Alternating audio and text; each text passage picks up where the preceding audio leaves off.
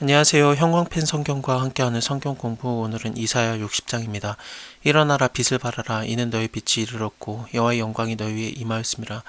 이게 누군지 좀 생각을 해봐야 됩니다. 일단은 일어나라, 빛을 발하라. 지금 이스라엘 사람들, 유다 사람들에게 말하는 걸 수도 있어요. 그래서 너네가 지금 바벨론의 포로로 끌려가게 될 거지만, 하지만 일어나라, 빛을 발해라. 왜냐하면 하나님의 영광이 너에게 임하였다. 그래서 너네가 다시 돌아오게 될 거라는 것을 좀 보여주는 표현이기도 합니다. 왜냐하면 2절을 볼 때 보라, 어둠이 땅을 덮을 것이며 캄캄함이 만민을 가리우려니와, 그 출애굽기에서 나왔던 흑암 재앙과 굉장히 비슷하죠. 9번째 재앙이었는데 애굽의 모든 흑암이 임했었지만, 재앙이 임했었지만, 하나님을 믿는 사람들이 모여있던 고센 땅에는 빛이 비치고 있었어요. 그래서 여기 오직 여호와께서 너희 위에 임하실 것이다. 그 영광이 너희 위에 나타나리니, 하나님께서 모든 암흑 가운데서 믿는 자들에게만 빛을 주시는 듯한 그런 느낌도 있습니다. 또 그 9번째 재앙일 때 이런 흑암과 광명에 대한 것이 나왔었기 때문에 거의 이게 출애굽하기 직전이었던 재앙이죠. 니네가 바벨론의 포로로 잡혀있지만 이제 다시 포로에서 귀환하기 직전이다. 그런 것을 나타내는 표현일 수도 있어요. 61장을 보면은 실제로 위로의 날 같은 게 나와요. 갇힌 자를 자유케 되는, 이게 노임을 받는 그런, 그 하나님께서 신원을 들어주시는 날, 그날이 전해지기 때문에 이 바벨론에서 포로로 나오는 그 순간을 말하는 걸 수도 있습니다. 그렇게 되면은 일어나 빛을 발하라, 이는 너의 빛이 이르렀다라는 것이 유대 사람들, 이스라엘 사람들을 얘기하는 걸 수도 있습니다. 또 하나의 생각을 해보면은 예수님 자체가 빛이지 않습니까? 참 빛이 세상에 왔다라고 요한복음에서도 표현을 하고, 또 말씀이 육신이 되어 우리 가운데 거하심에 은혜가 진리가 충만하고 이는 독생자의 영광이다 라고도 표현이 되잖아요. 그래서 일어나라, 빛을 발하라, 이는 너의 빛이 일어났다는 것은 예수님을 표현하는 걸 수도 있습니다. 일어나다라는 거, 요한복음 2장에서는 성전을 무너뜨려라, 그럼 내가 3일 만에 다시 일으켜 세우겠다 그러는데, 그 일어나다가 이런 식으로 사람의 몸이 일어나다라는 단어를 사용하세요. 건축을 해서 빌딩을 지어가는 거, 그런, 내가 다시 재건축을 하겠다, 그런 표현이 아니었습니다. 사람 몸이 일어나는 것으로 예수님께서 표현을 하셨고, 이는 자기 몸이 성전된 것과 3일 후에 다시 살아나는 거, 일어나는 거, 그것을 말하심이라고 정확하게 기록이 되거든요. 그래서 이것은 예수님에 대한 얘기를 하는 게 아닐까라고도 볼 수 있습니다.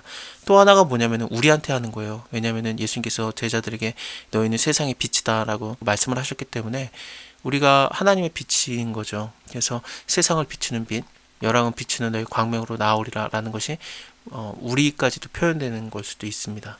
여러 이중적인 혹은 삼중적인, 사중적인 의미를 갖는 표현입니다. 하지만 모든 게 다 예수 그리스도로 말미암아 완성이 됩니다. 그래서 예수님께서 참 빛이시고, 예수님을 믿는 자들은 세상에 비치고, 또 예수님을 통해서 구원받는 것을 그려낸 그림자적인 존재로서 유대인들이 이게 바벨론 포로에서 나오는 거, 그래서 너희가 세상의 빛이다라는 표현으로도 나오는 거고요. 이렇든 저렇든 전부 다 예수님을 통해서 완성이 됩니다. 너희 눈을 들어서 사면을 봐라, 우리가 다 모여서 너에게로 오느니라. 네 아들들은 원방에서 오겠고 너의 딸들은 안개에서 올 것이다. 49장에서 나왔던 구절인데 잠깐 같이 볼까요? 49장 18절을 보면은, 일단 먼저 6절부터 볼게요. 6절에서도 하나님께서 말씀하셨던 게 그가 가라사 때, 그러면서 내가 너로 이방의 빛을 삼아 구원을 베풀겠다, 땅끝까지 이르게 하리라, 이런 표현이 있죠. 그래서 일어나라, 빛을 발하라, 그것도 마찬가지고요. 또 18절을 보면은 그 열방들이 너를 데리고 온다, 사방에서부터 다 온다, 나 여호와가 일어나라, 내가 나의 삶으로 맹세하노니 네가 반드시 그 모든 불리로 장식을 삼아 몸에 차며 띠띠기를 신부처럼 할 것이다 라는 돌아오는 표현이 있어요. 또 22절을 보면은 그들이 너의 아들들을 품에 안고 너의 딸들을 어깨에 메고 돌아올 것이다, 여랑은 너의 양부가 되며 왕비들은 너의 유모가 된다 라고도 표현을 하기 때문에 굉장히 좀 60장과 많이 연결이 되죠. 그래서 하나님께서 이렇게 두 번, 세 번 얘기하면은 반드시 이루어지는 겁니다. 하나만 말해도 내가 그렇게 하겠다라고 하나님이 말씀하시면 그게 이루어지는데, 두 번, 세 번 얘기하면은, 이렇게 명확하게 얘기하면 하나님께서 내가 너희를 반드시 구원시키겠다, 너희는 세상의 빛이다 라는 것이 하나님의 열심히 이것을 다 이루시는 겁니다. 60장 마지막 부분에서도 때가 되면은 나 여호와가 속히 이루리라, 이런 식으로도 표현을 하거든요. 그렇습니다. 하나님의 각오입니다. 너의 눈을 들어서 사면을 봐라, 무리가 다 너에게로 온다, 갇힌 자들이 자유케 되는 그런 시기가 오는 겁니다. 그때 너가 보고 희색을 바라며, 희색을 바란다라는 것은 좀 기뻐한다라는 뜻같이 보여지는데 히브리어로 보면 정확하게는 함께 흐른다라는 그런 표현이에요. 그래서 기쁨이 흘러넘치는 거, 그런 얘기를 하고 있는 것 같습니다. 너의 마음이 놀라고 또 화창하리니 이는 바다의 풍부가 너에게로 돌아오며 열방의 재물이 너에게로 옴이라. 재물들이 온다라는 얘기를 꽤나 많이 해요. 뭐 허다한 약대, 뭐 미디안과 에바의 젊은 약대. 에바가 어디냐면 미디안의 장남이 에바입니다. 이거는 창세기 25장 4절이 나옵니다. 또 너희 가운데 편만할 것이다. 스바 사람들. 스바는 아마도 에디오피아와 관련된 사람이겠죠. 스바 여왕 솔로몬을 만났던 사람이 또 스바 족속이기도 하고 그랬었습니다. 그래서 스바 사람은 다 금과 유황을 가지고 와서 여호와의 찬송을 전파할 것이며 게달의 약물이, 게달이라든지 뒤에 나오는 느바욤은 이스마엘의 아들들이에요. 느바욤이 이스마엘의 장자고 차자가 게달입니다. 아브라함이 처음에 하갈을 통해서 이스마엘을 낳았고 이스마엘의 아들들이 느바욤이라든지 게달이고 또 진짜 정실 부인이었던 사라를 통해서 약속의 아들 이삭을 낳지 않습니까? 그리고 나서 아브라함이 한 번 더 결혼을 해요. 그때 여러 아들들을 낳는데 그 중에 한 명이 미디안입니다. 그래서 미디안과 뭐 에바의 젊은 뭐 약대, 에바는 미디안의 또 아들이니까요. 그래서 다 아브라함과 관련된 그런 나라들이긴 해요. 어쨌든 그들의 뭐 수양이라든지 약물이들 이런 것들이 너에게 공급되고 내 단에 올라가 기꺼이 받음이 되리니, 단에서 기꺼이 받음이 된다는 건 하나님께서 이런 이방 나라들의 그 모든 예배를 받아주시겠다라는 뜻이죠. 내가 내 영광의 집을 영화롭게 하리라. 저 구름같이 비둘기가 그 보금자리로 날아오는 것 같이 날아온 자들이 누구냐. 곧 섬들이 나를 앙망하고 다시스의 배들이 먼저 이르되 원방에서 너의 자손과 그 은금을 아울러 싣고 와서 너의 하나님 여호와의 이름에 드리려 하며 이스라엘의 거룩한 자에게 드리려고 하는 자들이니라. 그래서 열방이 만민이 다 와서 하나님을 예배하는 날이 온다. 이는 내가 너를 영화롭게 하였음이라. 내가 노하여 너를 쳤으나 이제는 나의 은혜로 너를 긍휼히 여겼은즉 이방인들이 너의 성벽을 쌓을 것이다. 그래서 성벽이 쌓아지는 거, 느헤미야서를 보면은 이제 성벽을 재건축하는 것을 바벨론 왕이 허락을 해줘서 보내거든요. 그때 사실상 뭐 바벨론의 돈들로 쌓아요. 느헤미야가 아무리 총독이지만 그래서 뭐 자기는 월급을 한 번도 안 받았다라고 표현도 합니다만, 하지만 주변의 그런 나라들에게 세금을 직접 받아가지고 이게 세워지거든요.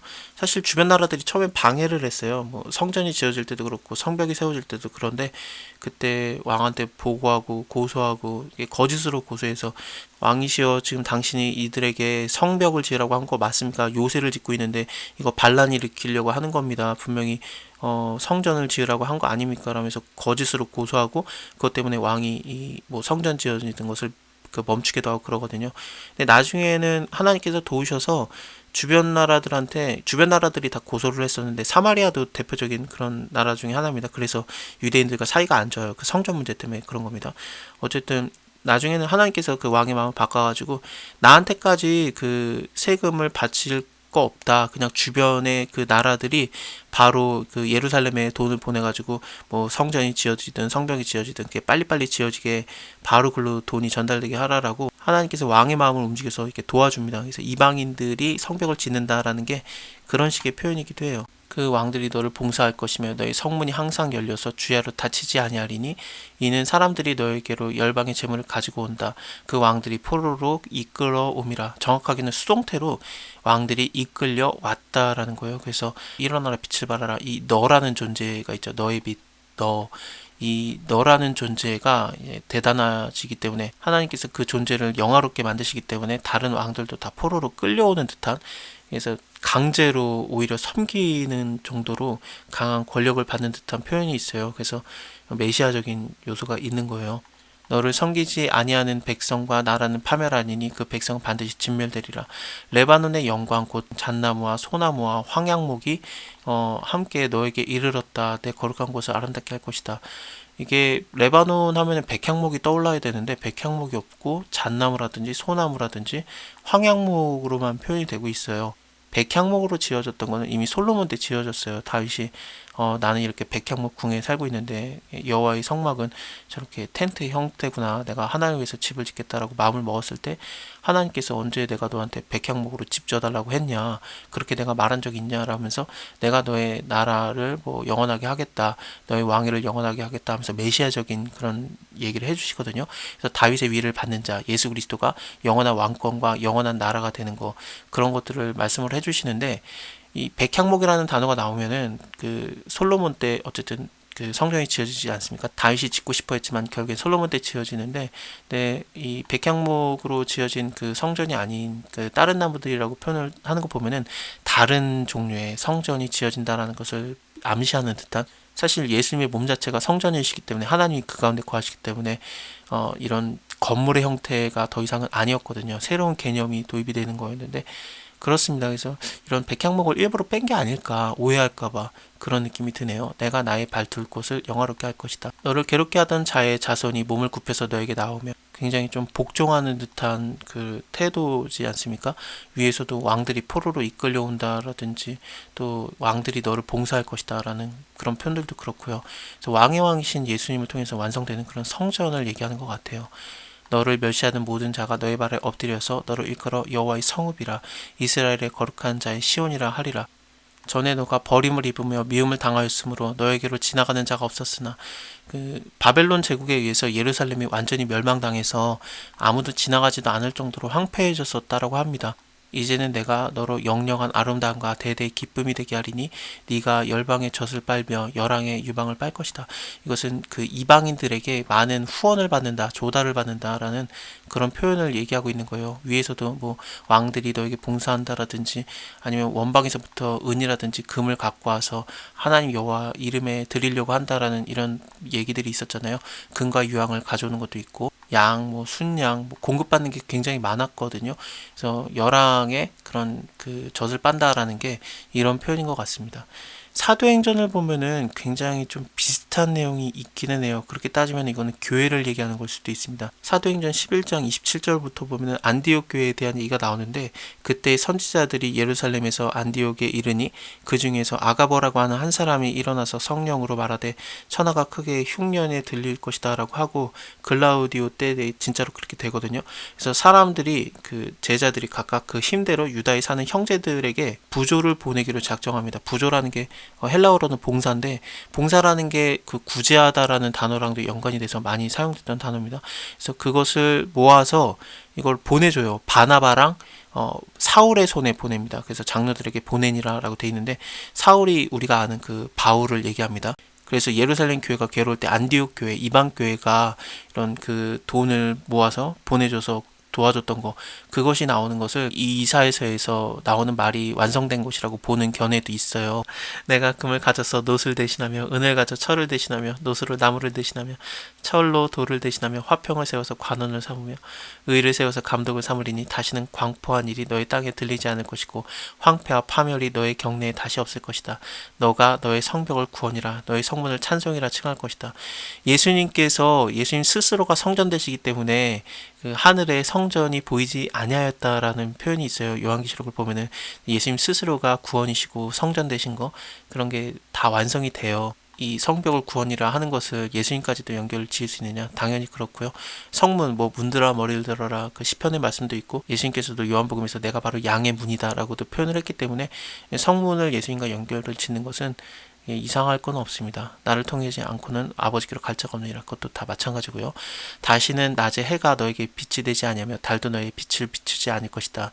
오직 여호와가 너에게 영영한 빛이 되어서 너의 하나님이 너의 영광이 되리니, 그 성전을 봤더니 하나님이 성전됐기 때문에, 예수 그리스도께서 성전됐기 때문에 거기에 성전이 보이지 아니하고 해가 없을 것은 하나님의 빛이심이라 라고도 표현이 됩니다. 그래서 이거는 영원한 약속이기도 해요. 다시는 너의 해가 지지 아니하며 너의 달이 물러가지 아니할 것은 여호와가 너의 영영한 빛이 되고 너의 슬픔의 날이 마칠 것임이라. 너의 백성이 다 의롭게 되어서 영영이 땅을 차지하리니 그들은 나의 심은 가지요 나의 손으로 만든 것으로서 나의 영광을 나타낼 것인즉 그 작은 자가 천을 이루겠고 그 약한 자가 강국을 이룰 것이다. 때가 되면은 나 여호와가 속히 이루리라. 자, 오늘은 여기까지 보고요. 다음에 예수님께서 예수님께서 누가복음에서 제일 먼저 설교하셨던 예수님의 첫 설교의 부분이었던 가난한 자에게 아름다운 소식을 전하게 하려 하심이라 나를 보내사 마음을 상한 자를 고치며 포로된 자에게 자유를 갇힌 자에게 노임을 전파하며 여호와의 은혜의 해를 선포하는 그 말씀 이사야서 61장을 이어서 보겠습니다. 감사합니다. 다음에 뵐게요.